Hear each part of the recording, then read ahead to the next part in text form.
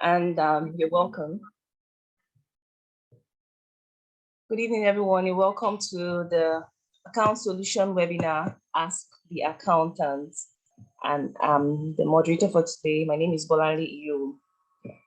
The Account Solution is a dynamic learning platform that offers practical solutions to modern accounting challenges.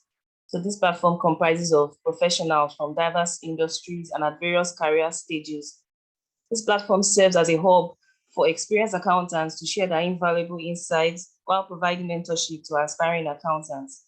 So it has existed for over 5 years, and this platform has played a huge role in helping numerous young accountants secure employment opportunities. It's interesting to note that this platform, the visionary behind this platform is Mr. Umar Ota, ACA. Is not only a seasoned accounting and Microsoft Excel coach, but is also an individual that is committed to transferring knowledge to the lives of people around him. Today, we are excited that you have joined us for today's webinar, and we have a very special, today is a very special edition, and we are going to be talking about SAP for every accountant. During this session, we'll be exploring the diverse pathways in SAP. Today's webinar is going to be interesting, it's going to be enlightening and also engaging. So at some point, you have the opportunity to ask your questions and also to make your contributions. So straight away, it's my great honor to introduce to us our guest for tonight's webinar. Our guest for tonight's webinar is Mr. Ajele Kelly Kelechi. He has over 10 years experience driving digital transformation projects. He has been involved in ERP projects to transform and deliver robust solutions, and he has supported digital transformation journey of many companies in diverse industries.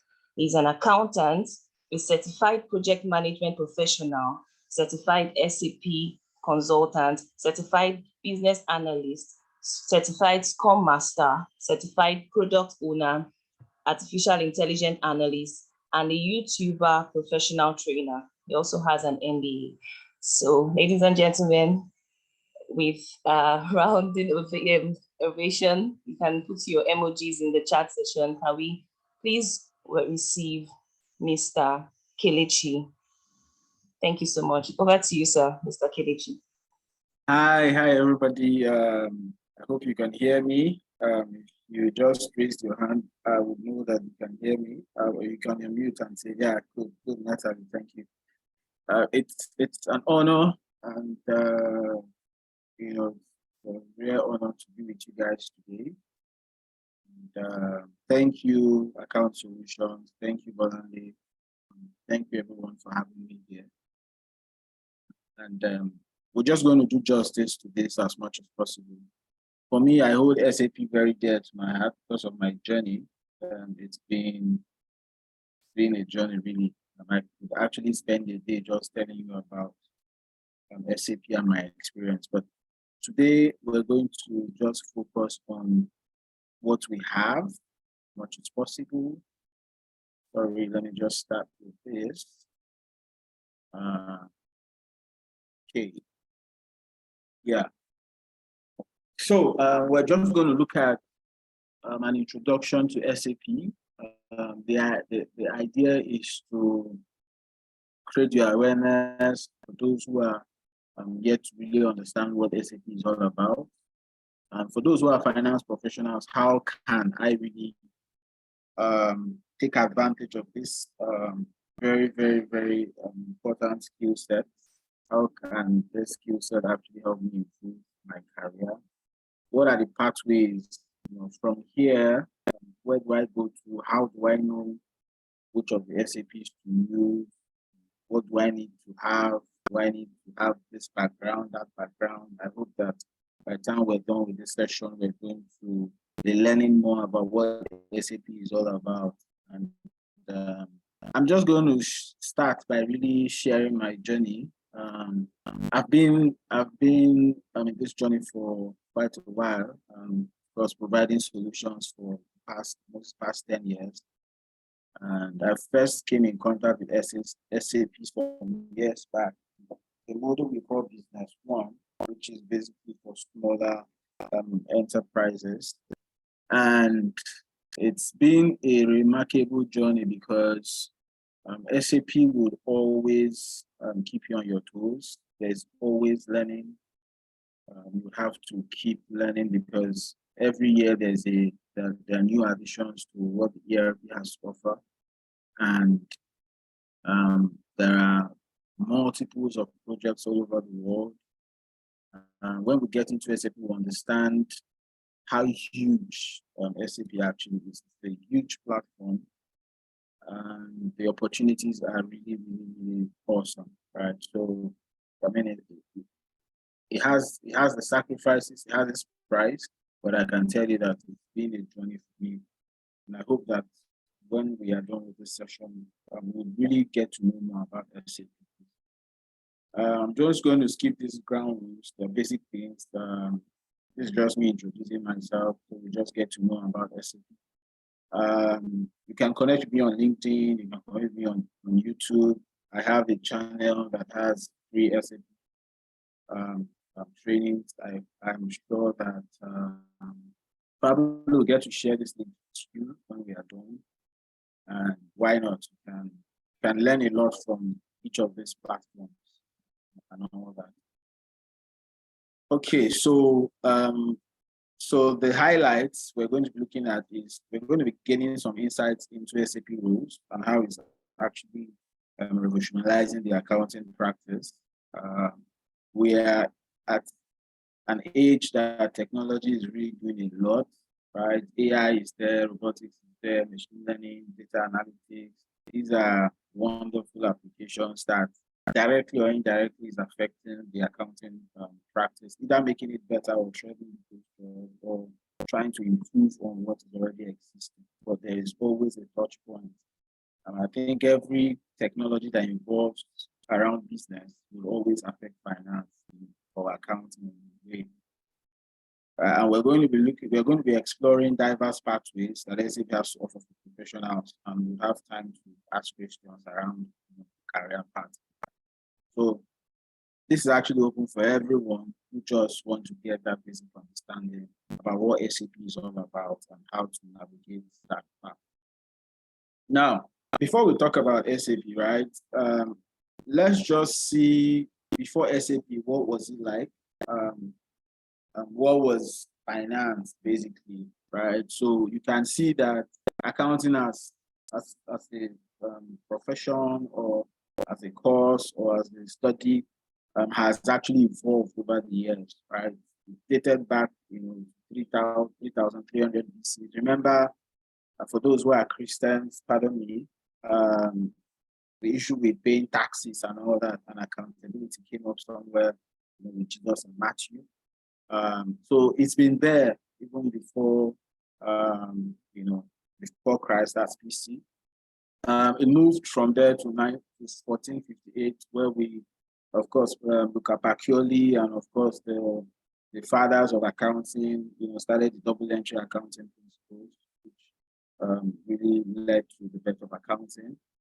In the 1949s or 1490s, really, we have the first book with accounting concepts, basically a standard document that we could call everybody. It was like a guide to what the accounting practice was all about. In 1854, we have the first professional accounting organization. Sorry, I didn't come up with the content of what they were. In the 1980s, we have the first, more like a system that could help with accounting, which we call the admin machine. In 1955, we have the first computer for accounting, which we'll see probably in the next slide. And in 1978, we started, of course, using spreadsheets for spreadsheet software like Excel, the Accesses, and some other platform applications that are on spreadsheets. And of course, basic automation started around 2000. So we'll see how this connects to what we're doing now, because for you to really understand and appreciate SAP, you need to know how accounting has evolved and how SAP is actually part of that evolution that the career finance is actually going through. So basically, accounting is a system of recording and summarizing financial and business transactions. And this has actually been there for a long, long time, right? It's been able to evolve over the years, and it will keep evolving because we are in another age, and we hope that some of the new technologies we're seeing basically have an impact in the accounting profession. Okay, sorry. Okay, so talking about the first accounting system, it was called Univac. Accounting took a giant step towards the future as we know it in 1955 when a company bought a computer for the first time purely for accounting. And of course, this will be traced to after the Second World War. General Electric purchased the Univac to run payroll in its factories. So basically, this was you can see how large the system was, right? So it was a system that would probably help with HR. Of course, in the First World War, Second World War, there was a lot of development in the manufacturing sector. There were booms in some countries, and manufacturing was involved.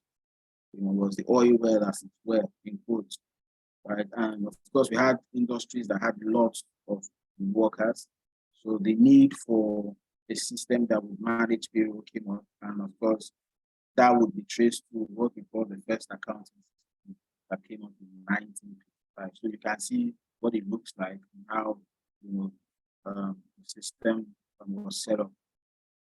So having talked about this, let's look at the concept of ERP according to Investopedia. ERP basically, because what we have seen over the years, what actually brought about the concept of ERP was that even up till the time SAP and other ERPs came up, we had a situation where different business processes were handled by different departments in different locations. So let's say, for example, the payroll system you have just seen was just for payroll, right? It wasn't integrating with any other platform. So you would have logistics, a system on its own. You would have finance, a system on its own. You would have sales, a system on its own. You would have just systems that were existing on an individual servers or an individual system. So one of the things that gave back to the concept of ERP or to ERP basically was the thought of really how do we bring all these systems together so that at a glance or at a click of a button, these processes are integrated and we can actually have what we call a true position with just a view. So I don't need to, if I want to see what sales is doing, I don't need to ask sales to send me a report. With just that integration between all the processes, I should be able to see how each unit of the organization is running just at a click of a button, right? So that's and the idea of sharing information within the system. So let's say, for example, the finance team wants to see receivables, list of debtors. Initially, you have to wait for the sales team to, compile that list and send to you, right? Even the era of spreadsheet. But right now, the finance department can see what sales, see the sales information without having to ask them, right? The procurement guy, the warehouse man can see the procurement information. The procurement department can see availability of stock in the warehouse just within that system. So that need to really integrate business processes was what actually gave rise to what we call ERP, right? So basically, ERP is a process used by companies to manage and integrate the important parts of their businesses, often via a software, connecting planning, purchase, inventory, sales, finance, a whole lot more. So that was the idea to integrate these processes, because before the birth of most of these ERPs, these processes were standing alone, and it took a lot of time to really get a single view how the company was doing, right? So the idea of ERP is actually to integrate these processes so that we can see the true position and we can do a lot more with data and analytics. So let's also see how ERP evolved over the years. Yeah, it started somewhere. Of course, as the first computer came up, we had other systems that started coming up. Some systems were managing logistics, some systems were managing different applications within the enterprise. So in the 1960s, we had single packages, right, that controlled inventory. In the 1970s, we had an application, of course, that did more of material requirement planning, just standalone also. In the 1980s, we had ERPs that were doing manufacturing resource planning too. Then in the 1990s, that's when we actually started really seeing the effect of ERPs coming into the system, right? And of course, in the 2000s, we started seeing ERPs going to the cloud. And right now, from 2010 till date, we are now seeing full cloud integration, right? Everybody is trying to move to the cloud. Even in SAP right now, there is more like SAP has a timeline where the old applications that were hitherto sitting in a server somewhere using a LAN network will have to move to the cloud. That will be by 2027. So that's also an opportunity for us, for people who want to come into the industry, because there's a whole lot of skill gap and availability of personnel within the industry. Okay, so what are the functions of ERPs basically? When you hear the word ERP, for example, it means enterprise resource planning. So the idea is it's coined from three basic words. Enterprise means the business. Resource means both the human resource and capital and every other resource that is being used to run an organization, which is the enterprise. Then the P there means planning all these resources for the enterprise. So that's the idea behind ERP. So ERP system typically performs the following functions. Number one, it supports integrated business processes inside the organization. So within the organization, you can actually see the integration between sales and finance, between sales and logistics, between logistics and production and all that. It improves capital planning and helps in executing organizational plans and strategies. Because you have an integrated system, planning is easier. It helps speed up the decision-making process over the analysis of accurate data. So because you have a single source of truth, right, it's easy to make decisions. Right? Decision is quicker, and of course, bringing other tools like AIs and the data analytics and all that. Since data is available and you can access them, in one location, it's easy, to do a little bit more with the data you have to make better decisions. Then next, it helps extend the business network to wider domains, expanding the product service to reach more customers, suppliers, and partners. So the beauty of ERP now is that you don't just have an ERP that is sitting on its own. It also supports third-party application. So let's say, for example, I'm using SAP and I'm trying to implement SAP in a new company. However, the company is using, let's say, one of the products of Microsoft, right? So the beauty of ERP is that if that function is such that it's not currently existing with the SAP platform, we can use APIs, we can set up an integration between that Microsoft application with SAP. So you have the flexibility of even doing what we call integrating with other platforms, within your system.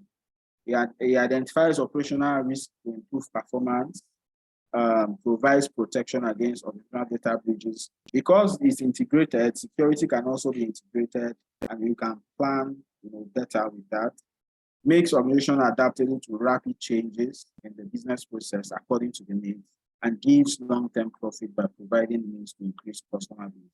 So the idea is that at the end of the day, right, the goal is to make sure that the organization is efficient, there is access to information as at when due,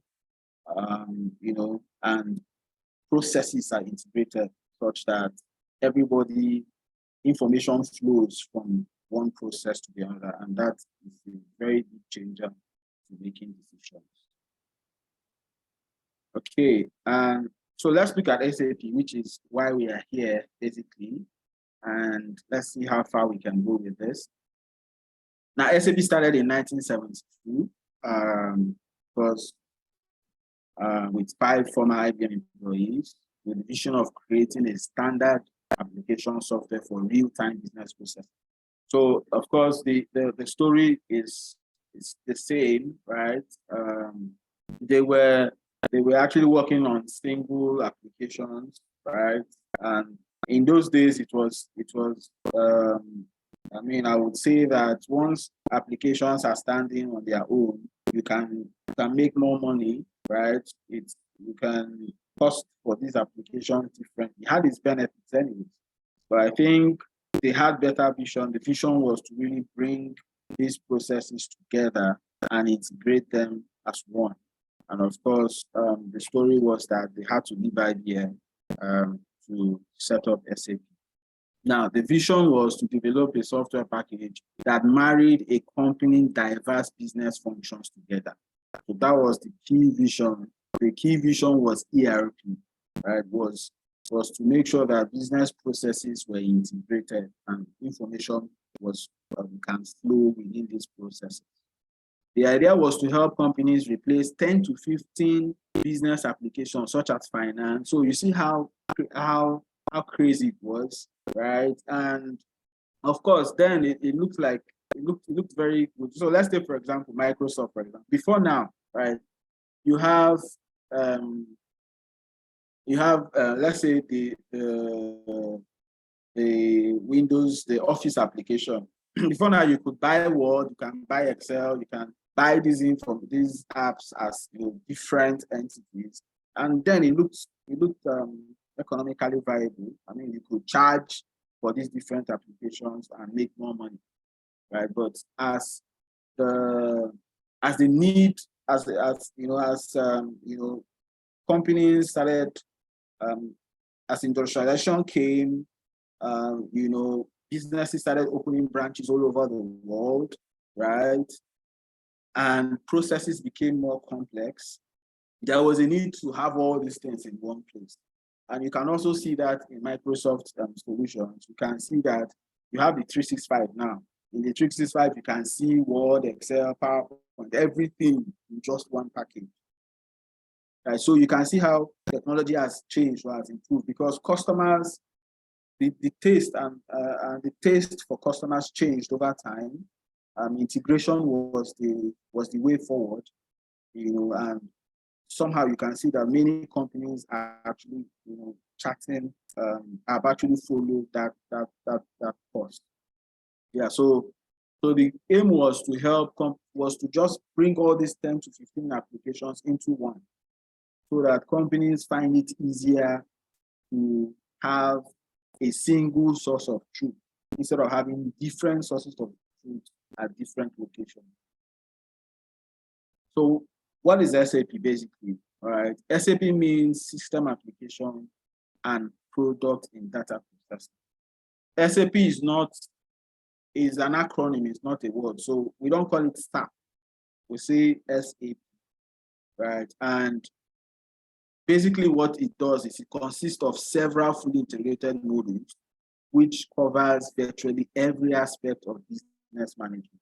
So the founders successfully or succeeded in bringing an integrated system that carried all those standalone modules that was hitherto available in IBM.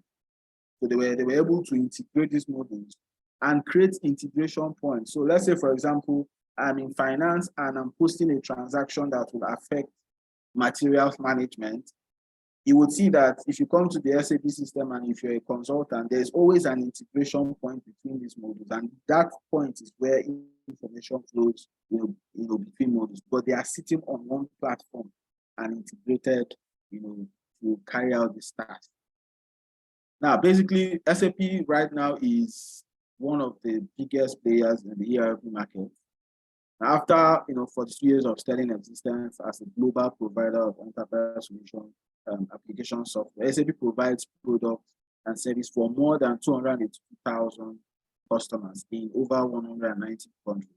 9 out of 10 Fortune 500 companies have already implemented SAP, making it the choice of the leaders. So you see that because SAP was quick to identify this need and provided a solution, that actually helped them a lot in, getting a very large chunk of the market.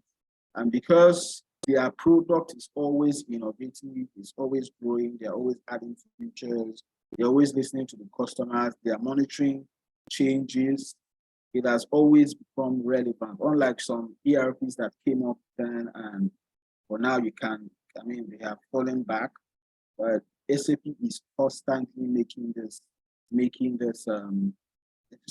software become relevant, even much more.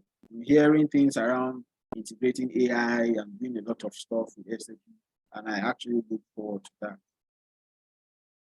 Yeah, so SAP also has its history, and the products that they offer has grown, right? So in the 1972, SAP was born. It started with a version we call Arrow 1. It moved to 1999. We had the Arrow 3. So 1972, Arrow 1 and Arrow 2 was these are just versions.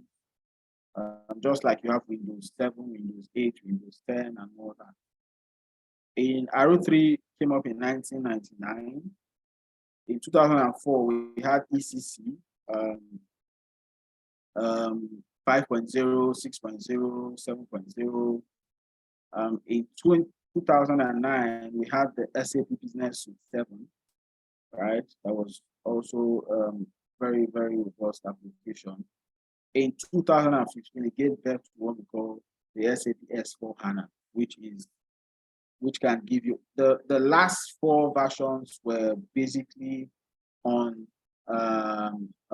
they were not cloud enabled, so you have to get your own server, you have to install it based on a single location.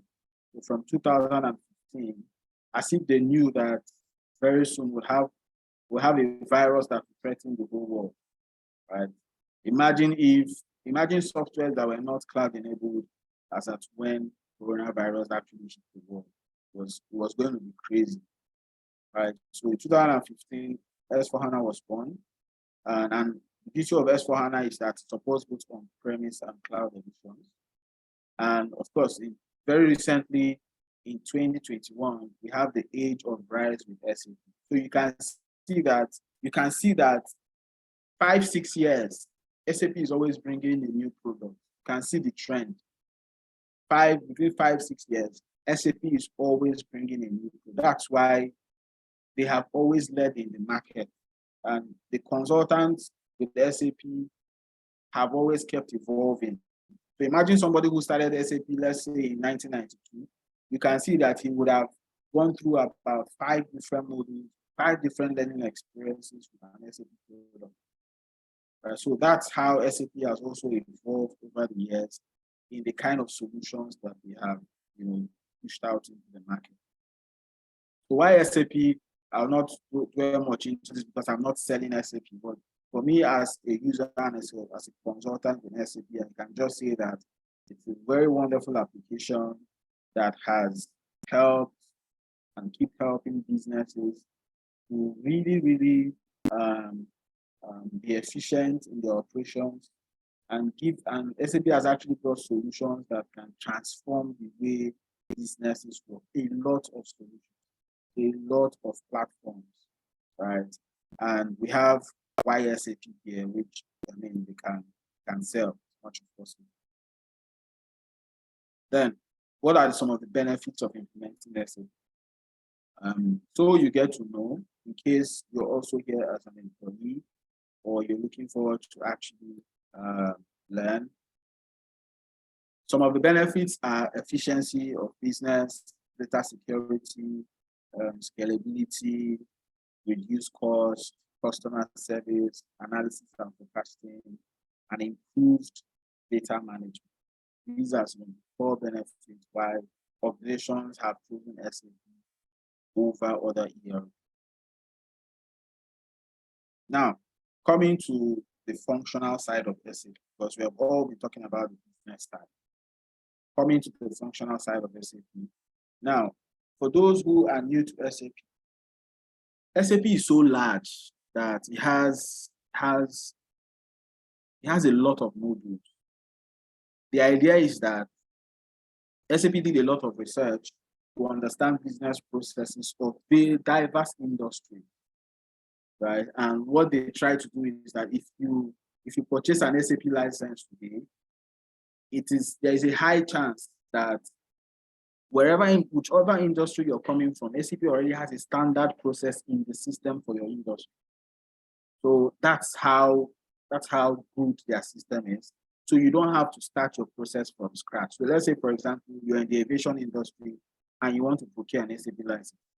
SAP's standard processes already have a sample of an aviation industry's business process in the system. So all you need to do is to look at those standard processes, see if it fits into yours, and implement. So irrespective of the industries, they are virtually in every industry you can think about in the world. Right? So SAP always has that platform. And for those who are going to come into the system as consultants, there are modules, there are a lot of modules that you can find your way around. There is FI. FI means financial accounts. For those who have finance background and who want to be consultants in this field, or who just wants to learn SAP because their company is using it, or their company wants to implement it in the future, or you want to just change, you want to shift from the career you are into SAP as a full-time job. There are a lot of modules that you can actually direct your energy or skill into. Okay.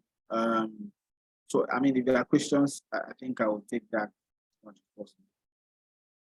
So we have number one, financial accounting. We have controlling. Controlling is the management accounting part of SAP. We have materials management. We have sales and distribution. We have quality management. We have plant maintenance. We have production planning, and we have HCM. Uma, are there questions? Please let me know how you want me to address them. Thank you. Okay, so these are all modules that are these are what we call the core modules. They are not all the modules, but they are the most popular of them, and they form the core of the operation of every business. Every business would need to have finance, sales, materials management, and of course, human capital and management, which is HR. So it depends on your field, it depends on your interest, it depends on your strength. Learning can come in with any of these modules. So you can decide to be an FI consultant, you can decide to be a CEO consultant or a super user, you can decide to be in materials management, handle things like inventory and procurement. Sales and distribution has to do with sales, every activity that has to do with sales. Then you have quality, you have plant maintenance, and you have other modules. So in the learning journey of SAP, you need to first of all identify your strengths, and I'll take you down that lane, how you make up your mind on each of these modules you want to actually go into career. Then let's look at the training option in SAP, right? In SAP, you can start as an end user. So end users are basically those who carry out the day-to-day operations in the system. So when you go to some company, you see some people raising invoice, some people are doing PO, PRO, some people are raising tickets, raising pay slips and all that. So end users are basically those people who actually use the system when it has gone live for the operational. So you can actually learn the skill as an end user. Also, we have a set of people called super users. Super users basically also they are a little bit above in learning than the end users. So they understand basically everything about the end user screen. So they're able to support the end users, just a step above the end users, right? So they do more of support, assist in system development and testing, act as liaison between the users and IT and management. So we have people who call the super users. We have the consultants who we call the specialists. SAP consultant develop and implement SAP system for business clients. So a business has come and they say we want to implement SAP. Of course, their contacts are basically going to be with project managers, consultants, architects, and all. So these are people who work with the BAs to be able to implement the system. Then we have subject matter experts or project managers. These are people who are a step above the consultants. They are subject matter experts in a particular field in SAP. So they are more like they manage the way projects run. Right? And of course, people have grown along this line. Some people started as end users, they are now subject matter experts. Some people started as consultants, they are now subject matter experts, but there are still a lot in the career path you can go through. Yes. Then for finance, which is one of the core for this course, which is accounting, we also have a path you can go through. You're coming into SAP, you can start an associate, you can move to be a consultant, from a consultant to be a senior consultant, to be a principal consultant, and you can be a solution architect. So if you're coming to the finance space and you want to come into SAP as a finance consultant, then you most likely go through this career path. And it's an interesting journey for each of these paths. They all have their responsibilities where you find them in any SAP page. Okay, so let's look at what the market is, right, for consultants in the industry, right? And this is actually a scale, right, based in the US, and we have other countries that has different salary ranges for different kinds of consultants. But this is just to give us a few. Now you can see that for each of these roles, you can see averagely what the consultant and user can earn. And I tell you that this is not really far from the truth because the skill set is high in demand. As much as possible, you have people who are in 3-4 projects. You have people who have been have had to change locations because of projects. You have people who have gotten international roles, local roles, most of these multinational. Because people who actually use SAP, especially the ERP versions, most of this Fortune 500 and large. So you can see how they are being priced in the market, basically. So from a super user to a trainer to a functional SAP specialist down to director. Okay, so at this phase, we call this the market phase, right? So in this phase, we're just going to go to LinkedIn. I'm just going to do that briefly. Let's just do some kind of confirmation. So I'm just going to go to LinkedIn. Let's see what the market looks like for SAP in a platform called LinkedIn, of course, where you have lots of job opportunities and all that. So, for example, I can just search for SAP, consultant, right? Let's do this. And let me take this up. Okay, so I'll go to jobs.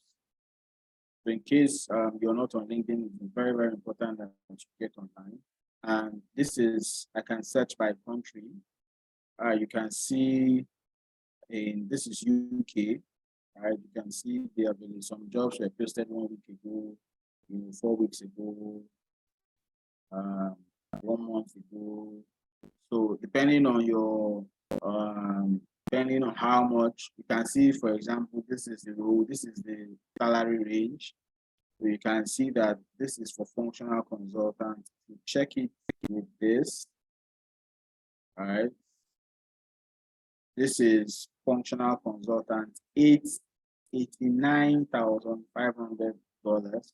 Here is $60K to $81,500 here, right? So you can see that these ranges are not actually so far from the truth. And of course, if I change this, for example, and go to the US and just search, you can also see basically opportunities that this was posted 7 hours ago. This is 3 weeks ago, 2 weeks ago, and you can actually see these rules. And of course, for example, if I select this, which is finance related, you can come down, you can see the requirements, what is expected of you, what you should know, and all that. So these skill sets are basically there, and they are a whole lot more high in demand. And whether it's Canada, whether it's the US, whether it's Nigeria, whether any country you find yourself, SAP is SAP anywhere in the world. So if I open an SAP application now, it's the same thing you would see in the Netherlands, the same thing you're going to see in the UK, it's the same thing you're going to see somewhere in the Arabic world. So that's why if you're a consultant in SAP, you have a global skill set. Right? You're not limited with your environment. You actually have a skill set that whenever opportunities can come where you would actually have to leave your current location, or if you have the funds to actually move to another location, you most likely get a job very, very fast. Right? So it's a global skill. There's nothing local about it. And companies who use SAP are normally well-to-do companies. So the pay is very rewarding, depending on your level and expertise. So this is just us doing a brief survey about what it looks like. Okay, so we have, of course, we have we have top partners of firms in SAP. Of course, these are people who help to drive implementations in the SAP industry. Of course, all the big fours are there. Then we have most of all these wonderful companies that actually drive SAP. And I actually work with one of them here, basically. Okay, so these are SAP partners. These are global companies, some of the global companies using SAP. You have Google, you have Shell, you have Siemens, Deloitte, Pepsi, Kia, Honda, Microsoft, and all that. And you have all these very wonderful companies. Some are in Nigeria, some are in Europe, some are in Africa, some in Asia. Right. So if you're a consultant and you know your own, there is a very high chance, very, very high chance of you working in any of these jobs. Right. So the current trend in the market right now is what we call the SAP S/4HANA. Like I showed you in the history, it's an application that is cloud enabled, and it's one of SAP's newest products.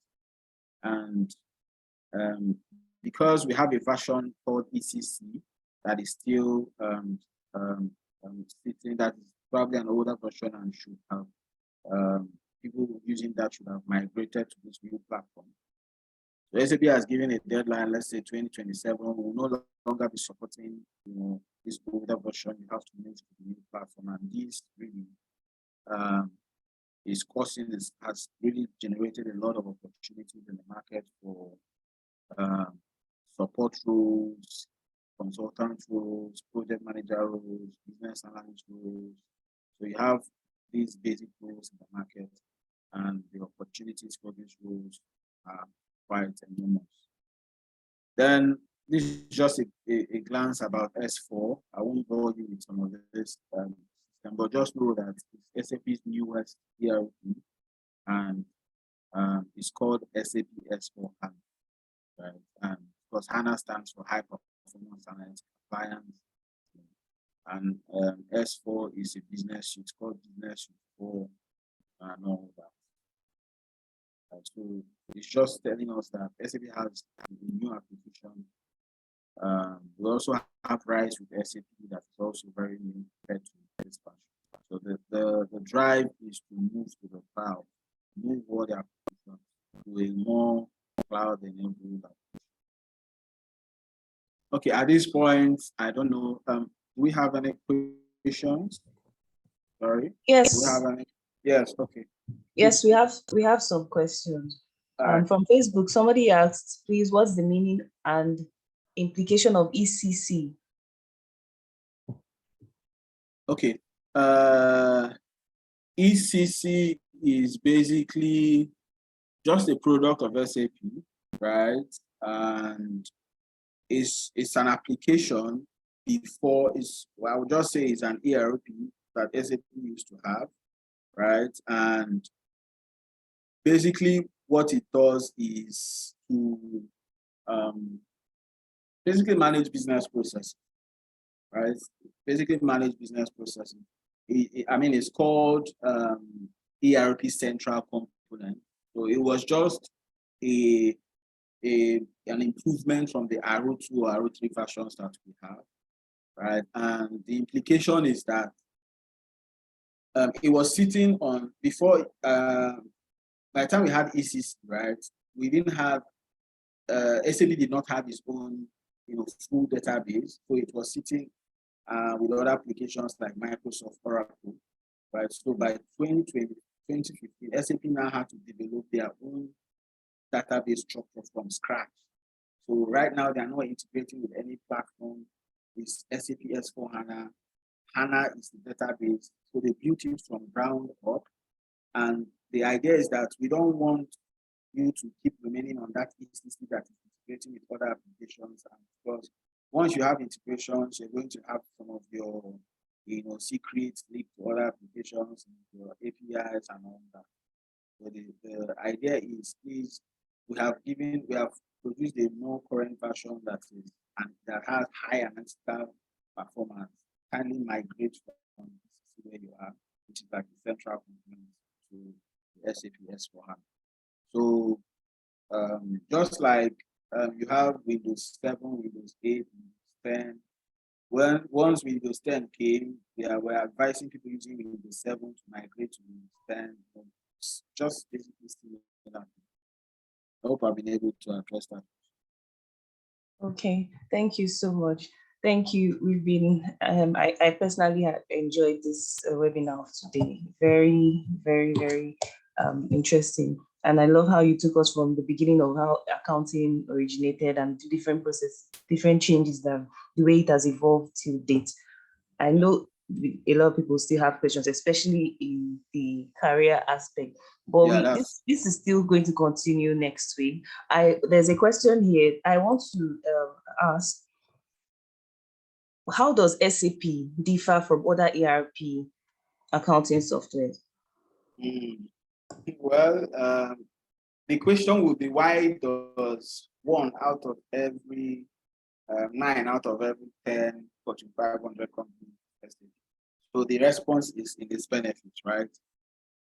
It differs because I've been opportune to use other ERPs, and I can tell you for free that in terms of the speed, in terms of the analytics, in terms of they probably have more versions, more modules than any other ERP, right? In terms of support, in terms of number of consultants, SAP has more consultants than any ERP in the world. If you come to LinkedIn, it's the most popular ERP that you find around, right? And like I said, they are constantly innovating, right? And of course, SAP right now is there are some of these applications that are integrated with artificial intelligence and machine learning, and one of the beauties is that it's also easy to learn. So I think that's one of the strengths, because some of these other ERPs that we have in the market, because the customer base is not so much, we have consultants struggle, or the opportunities are not so much, so you don't have a lot of people going into there. And when there are job roles, you have a lot of people applying for it. But SAP has lots of opportunities, right? So because they have a huge market, right? So I think I've been able to answer you. If you look at the benefits they have, those benefits are actually what have endeared them to most of the Fortune 500 companies in the world. Of Okay. course, yeah, wherever you are, Europe, Asia, Nigeria, you will definitely find big companies using that. Yeah. Okay. Yeah, that answers the question. So how about SMEs, small businesses? Can they Oh, benefit from SAP, or is SAP affordable to small businesses? yeah, well, SAP has different versions, right? There's what we call Business One. Business One is a version also, is a module also that caters for small businesses. So it's like a product of SAP that is basically used for small businesses. We have SAP by design, BYD. SAP BYD is used by medium-sized scale companies. So if you don't have a lot of processes and you don't have a lot of staff, and your processes are not so complicated and you don't need a lot of integration, why not? You can use companies use BYD. Then, of course, for the big players and for those who have lots of branches all over the world, and huge companies with huge departments. And imagine, let's say, for example, a company like Shell. Shell is a global company in different locations using different kinds of business processes that you cannot even imagine. Right. So that's why those big players will definitely go for the software that can actually help meet their needs. Okay, thank you so much. So we have Now, yeah, thank you. Now to the question that everybody wants to know: how do we actually get the beginning career? I know we don't have so much time anymore, but yeah. if you can just give us a rundown, and hopefully we can continue next week. Somebody is asking that how do one engage in the training, and how about the certification programs, including the approximate cost? So how can Okay. one get a strong footing in SAP? Okay. So for inquiries about cost and some more details, you might reach me on WhatsApp. My WhatsApp number is there on the screen, or you can give me an email, so we can really have that time to discuss those deep modalities. But how do I start my journey? First of all, you can do your research about SAP and the different modules and the requirements, so you know exactly. Like you see here, this guy is confused because SAP has a lot of modules, right? Some of us can be this guy. Oh, is it SD? Is it MM? Which one do I even pick if I want to come into the industry? So you have to do your research and know more about the modules. Then when you have done that, you have to pick a module that complements your academic background or you're more inclined to study. That you did accounting doesn't necessarily mean you must do finance. You can do accounting and do sales and distribution if you're inclined to manage sales processes, or you can be an accountant and do finance if you feel you want to just make sure you maintain that trend. So it just depends on your academic background or where you're inclined to succeed. The next step would be to register for a training session. That's why we are here. We have sessions going on now, Saturdays and Sundays. We have had success in trainings. We have people get after the training, they have supported them with their CV, supported them with getting jobs and interviews, and they are all doing very well in different countries. Right? So why not, you can reach out to us. Then also another way to fast track your journey is to get your own personal sandbox. Sandbox is like, let me show you what SAP looks like. So sandbox is like your own server where you can actually do your own learning, right? Because there are two options. It's either you pay for the monthly subscription access of SAP, or you get your own private server if you have the funds for that. But the monthly access would cost you monthly, but the private server is just a one-off payment. So for those who want to see what SAP looks like, let me just briefly log in and show you what it looks like. Okay, so this is what SAP looks like. So anywhere in the world you get to, this is what you're going to see. That's the beauty of what the application looks like. Wherever, so if you're a consultant in a small village in Africa, you are as well as a global consultant and you can fit in anywhere, or even a user. You're good in using SAP, you're good in using SAP, like driving. So you can see all the, for example, if I go to finance, you're going to see all the core modules in finance. You're going to see project system, central finance, controlling, supply chain management, joint venture accounting, bank applications, real estate management. So these are all, so there are consultants for all these modules. A finance person can only do one, right? You cannot do everything because each module is that. If I open finance, for example, you're going to see some of the core finance processes, right? So you can pick one module and get trained in the module as either a super user, an end user, or a consultant, and begin your journey from there, right? And now when you start learning, you have to do a lot of practicing, right? You have to make sure you're hands-on with the system, you use scenarios, and as much as possible, practice what you have learned. Update your CV, get an active LinkedIn profile, because I will tell you for free that 90% of my jobs, current jobs, have come from LinkedIn. And I don't think I drop my CVs randomly like that again. Right? So I just have people coach me on LinkedIn and say, look, I've seen your profile, you think it's nice, can we discuss? So I've had a lot of all those opportunities, even with my current role. That opportunity came from LinkedIn. And of course, get the certification. So, like I said, if you want to get a lot more detail, I think there's a session coming up next week, or you can reach me and we'll drop some of those details. Or you can actually, some of this information are in the public, you can actually do your research. And of course, we have other trainings that you can do outside SAP. We have school, we have business analysis, agile project management, and all that. So the learning really never ends, right? There is a lot of learning to do, right? So I believe I've answered, right? Yes, thank you so much. Thank you, sir. Very enlightening. Thank you so much. This webinar is recorded, so everyone can still go back and we can still go back and watch it over and over again. Thank you so much for your time, Mr. Thank you so much, sir. Thank you very much. Thank you everyone for coming. This is the account solution, and this is going to continue again next week, Sunday, same time, 8 p.m. GMT on Zoom and also on Facebook.